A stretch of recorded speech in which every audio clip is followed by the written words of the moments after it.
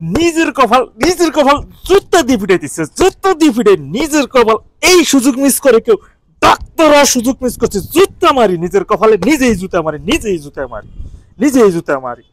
কি করা উচিত? আপনারা একটা জিনিস শুধু বুঝেন যে আমি এই যে 41 পাইয়া মেডিকেলের চান্স পাইছি, কিন্তু 73 পাইয়া চান্স পায় নাই। কেন 73 পাইয়া চান্স পায় নাই? এর কারণ কোটা। আমার কাছে যথেষ্ট কোটা ছিল, বিশ্বাস করেন, আমার কাছে অনেক কোটা আছে, ভয়ঙ্কর রকমের কোটা আছে। আমি এই মেডিকেলের পরীক্ষাটা কেন দিলাম না, আমি কেন দেই নাই, এই কারণে নিজের শাস্তি নিজে, নিজের কপাল নিজে থাপড়াইতেছি, নিজের কপাল নিজে চাপড়াইতেছি, জুতা দিয়ে চাপড়াইতেছি, নতুন জুতা। কারণ আমি ডাক্তার হওয়ার চান্সটা, এই বিপ্লব, এই ডাক্তার হওয়ার বিপ্লব আমি কেন মিস করলাম?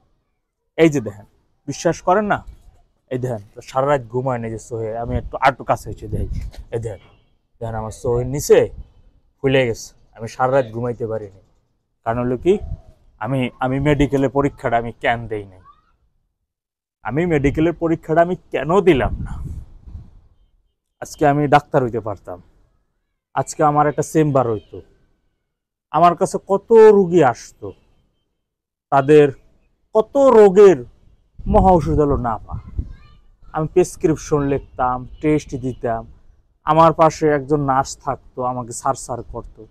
আমি কি সুযোগ, এই সুযোগ কি বারবার আসবে? বারবার এই সুযোগ জীবনে আসবে সহজে? আমি কি সুযোগটা মিস করছি? দেখেন, আমার স্বপ্ন নাই ডাক্তার হওয়ার, তো কি হয়েছে, আমি পরীক্ষাটা দিয়ে আমি চান্স পাই, আমি ডাক্তার হওয়ার পরে আমি নয় দরকার আমি আমি অন্য পেশায় করতাম, কিন্তু আমার নামে আমার একটা ডাক্তার, আমি একজন ডাক্তার। কথা বুঝিনি আমি এত সব বুঝি না। পরীক্ষা আবার দিতে হবে, আমার পরীক্ষার সুযোগ দিতে হবে, আমি পরীক্ষা দেব। যদিও আমি দেখেন, আমি সবসময় বলি, আমি ছাত্র অত বেশি সুবিধার ছিলাম না, মানে বেশি ভালো ছাত্র ছিলাম না আর কি। লেখাপড়ায় আমার খুব ইয়াটা ছিল, ইতিহাসের ছাত্র ছিলাম, ইতিহাসে একটু মোটামুটি ভালো পাইতাম, ঠিক আছে। আমি ওই 42, 50, 60 এরকমের পাইফি আমি পাস করছি সারা জীবন। মেডিকেলে 41 পাইছে, সেবেলা চান্স পাইছে, 73 পাইছে চান্স পাইনি, কারণ কোটা। আমার কাছে তো অনেক কোটা ছিল, বহুত কোটা আছে আমার কোটার কোনো শেষ নেই, আমার কোটায় অনেক কোটা, আমার হলো ভরপুর রকমের কোটা ছিল। আমার কি কোটা কম আছে নাকি? কত মুক্তিযোদ্ধা, আমার 24-এর মুক্তিযোদ্ধা, মানে 24-এ যদি খেতাব দেওয়া হয় তাহলে কি কয়, বীর বিক্রম, বীর উত্তম, বীর প্রতীক, অনেক খেতাব পাওয়া যাবে। আমি করি, কিন্তু আমি নিজের এখন, আমি যে কি সুযোগটা, যে মানুষের ভাগ্য আর মানে কপাল আর লুঙ্গি, এটা কখন খোলে এটা কেউ জানে না।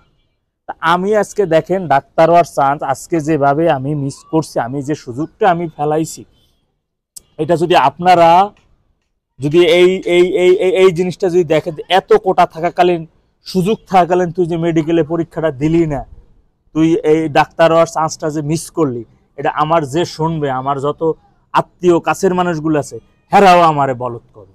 এই জন্য আমি আগে থেকে নিজের কপাল, আমি জুতা দিয়ে আমি নিজের মাথায় নিজে বাইরে এলাম।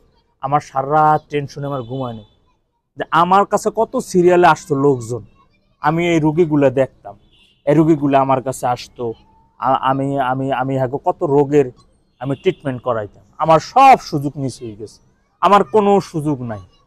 আমার এখন কি করা উচিত বলেন? এত সুযোগ থাকলেন আমি কেন মেডিকেলে গেলাম না? আজকে আমার কাছে এত কোটা থাকাকালীন, বিষয়টা একবার চিন্তা করেন আপনি। একজন ডাক্তার, এটা কি ছেলে খেলার কথা? এটা কি বাড়ির দেরের কথা? একজন ডাক্তার হওয়া মানে কি? আর ডাক্তারের এই সুযোগটা আমি মিস করছি। আমার আমার মুন্ডায় চায় এই জুতো আমি ফেলাবো না, আমার এই জুতো আমার সাথেই রাখতে হবে। আমার আর মানে আজকেও মনে হয় না যে ঘুমের ওষুধ ছাড়া আমার ঘুমাবে, আমার আর আজকেও আমি ঘুমের ওষুধ ছাড়া আমি ঘুমাইতে পারবো না, আমার ঘুম হবেও না।